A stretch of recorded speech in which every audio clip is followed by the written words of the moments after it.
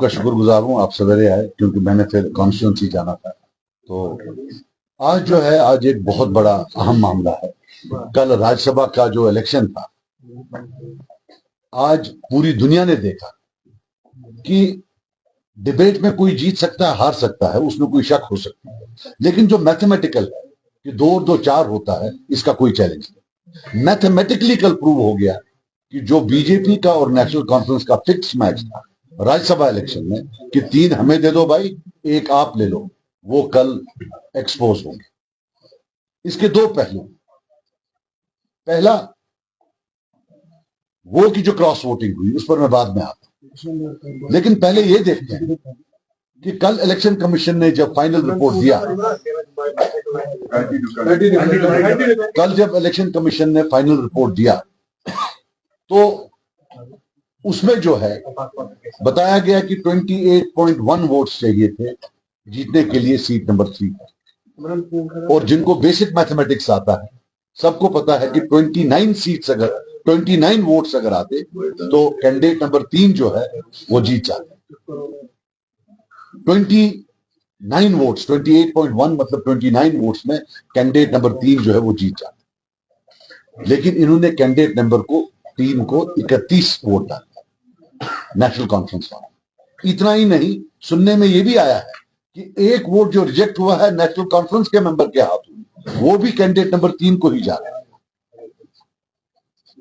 मानना यह है मेरा कि अगर ये उनको 29 डाल देते और 28 जो है वो बीजेपी के पास थे, हो गया 57, तो फिर भी 30 वोट इनके पास बढ़ते।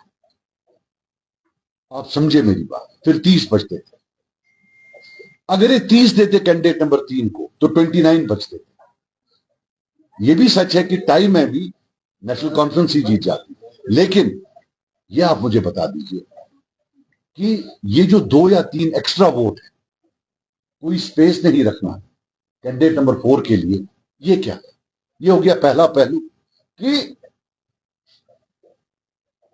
इन्होंने खुद ही ऐसे वोटिंग की कि अगर क्रॉस वोटिंग नहीं होती फिर भी जो है कैंडिडेट नंबर 4 जो है उसको हारना था, उनको हारना। नंबर 2, ये क्रॉस वोटिंग की किसने? मैं तो शुक्र हूं, मानता हूं अल्लाह ताला का कि इसी कमरे से मैंने अनाउंस किया कि मैं एब्सटेन करूंगा, वरना आप लोग भी मीडिया के लोग हैं, दिल पर हाथ रखकर कहिए आज सारी उंगलियां मुझ पर होती। मैं वसूख से कहता हूं, I am saying this on authority, all cross voting has been done by National Conference. सब इन्होंने खुद किया है। अगर कोई आरटीआई है, कोई कोर्ट है, मैं चैलेंज करता हूं, क्योंकि शायद सीरियल नंबर होता है, मुझे पूरा नहीं पता है, शायद सीरियल नंबर होता है, अगर पता करा जा सके तो इनके 4 नंबर आते। और जो है ये किसने किया है, जो ये रिजेक्ट करवाए, कोई लोअर केजी के बच्चे तो है नहीं कि रिजेक्ट हो जाए, ये सबको पता है। बच्चे तो है नहीं किंडरगार्टन के कि इनको रिजेक्ट हो गया, ऐसा हो नहीं सकता है। 7 मेंबर अभी आपके जो हैं सीधे सीधे आपने गिफ्ट किए हुए हैं बीजेपी को। तो मैं ये कहना चाहता हूं फिक्स्ड मैच है, और ये वो पार्टी है जिसने सब पर उंगली उठाई इलेक्शन से पहले कि सब बीजेपी है और वो एक बीजेपी के खिलाफ है, और आज हमने उनको रंगे हाथों उनकी गोद में पकड़ा, गोद में बैठे हुए हैं, टोटल गोद में बैठे हुए। और ये हमारी कौम को भी देखना चाहिए कि किन लोगों की बात सुनकर उन्होंने एक पूरा इलेक्शन जो है वो जाया कर।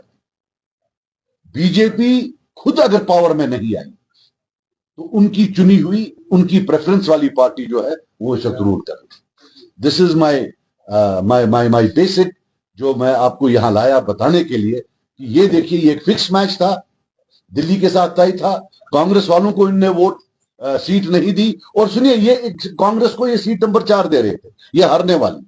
ये वो उमर अब्दुल्ला साहब हैं, कैसे बोल रहे थे, we have given them seat number 4, why they don't contest it, इसलिए ताकि आज उनको 22 वोट आते या 21 वोट। और हमने तब भी कन्वे किया था कि अगर कांग्रेस को वोट ये सीट देते हैं वो वोट पर,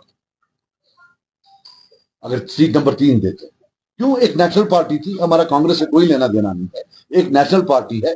नेशनल पार्टी का जब वो नेशनल स्टेज पर बातें एडवोकेट करते हैं उसका मजा कुछ और होता है, रीजनल पार्टीज का मजा कुछ और होता है। और हमने देखा है जो नेशनल कॉन्फ्रेंस वाले पुराने राज्यसभा मेंबर गए हैं, उनने भी कोई पहाड़ वहां से खोद के नहीं लाए।